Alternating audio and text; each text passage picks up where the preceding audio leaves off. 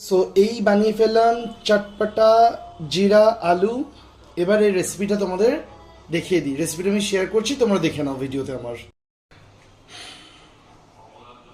Hello, আজকে একটা নতুন ব্লগ নিয়ে চলে এলাম, ভিডিও নিয়ে। আজকের ভিডিওটা হচ্ছে নতুন কিছু খাবার বানাবো আমি। তো সেই খাবার বানানোর জন্য আজকে বানাচ্ছি হচ্ছে একটা আলু দিয়ে নতুনত্ব একটা কিছু। সেটা হচ্ছে চটপটা আলু, তার মধ্যে থাকছে জিরে। হয়তো নামটা এরকম হতে পারে, চটপটা জিরা আলু। তো তোমাদের আমি দেখাই এটা কি করে আমি বানাচ্ছি আজকে, ঠিক আছে? তো তার জন্য কি কি লাগছে আমি তোমাকে দেখিয়ে দিচ্ছি। আগে কড়াতে দিয়েছি সাদা তেল। কুচিনের এই ভ্যাকুয়াম এটা জ্বলছে বলে আওয়াজটা আসছে। সো সাদা তেল দিয়েছি, তেলটা গরম হচ্ছে। হওয়ার পর কি কি দেবো তোমাদের একটা একটা করে আমি দেখাই। প্রথমে দিচ্ছি সাদা জিরে, ঠিক আছে? সাদা জিরে দেবে, আঁচটা কমিয়ে দেবে, নাহলে গায়ে ছিটকবে।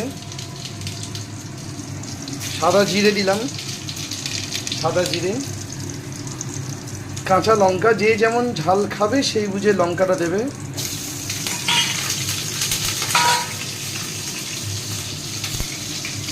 এরপর এই যে আমি এরকমভাবে আলু কেটে তাকে ধুয়ে রেখে দিয়েছি, এই আলুগুলো আমি দিয়ে দেবো। এবার হয়তো অনেকেই আমাকে বলবে এত দূর থেকে ছাড়ছো কেন?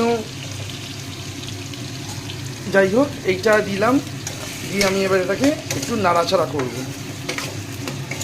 গ্যাস একদম সিম আঁচ করে করবে, কারণ ধরে যাওয়ার চান্স আছে। কারণ সাদা জিরে আর কাঁচা লঙ্কা আছে তো, অনেক সময় ধরে যায়। তো সেই জন্য আমি এটাকে একদম সিম আঁচ করে এটাকে বানাচ্ছি।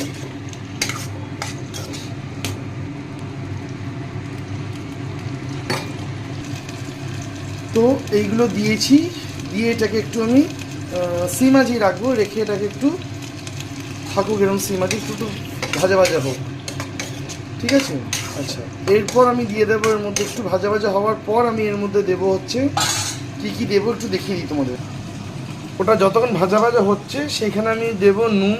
আচ্ছা, নুনটা তোমরা তোমাদের টেস্ট ওয়াইজ নুনটা দেবে, দিয়ে যেমন নুন খাও সেই বুঝে নুন দেবে।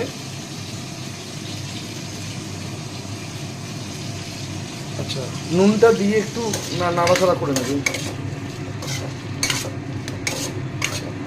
নুন ছাড়া আর আলাদা করে কি মশলা আমি দিচ্ছি আমি দেখাই। সেটা হচ্ছে এখানে দেবো হচ্ছে আমি হলুদ দেবো, লঙ্কা গুঁড়ো দেবো, জিরে গুঁড়ো দেবো, যেটা মাস্ট, মানে ভেরি ইম্পর্ট্যান্ট, জিরে গুঁড়োটা। আর দেবো হচ্ছে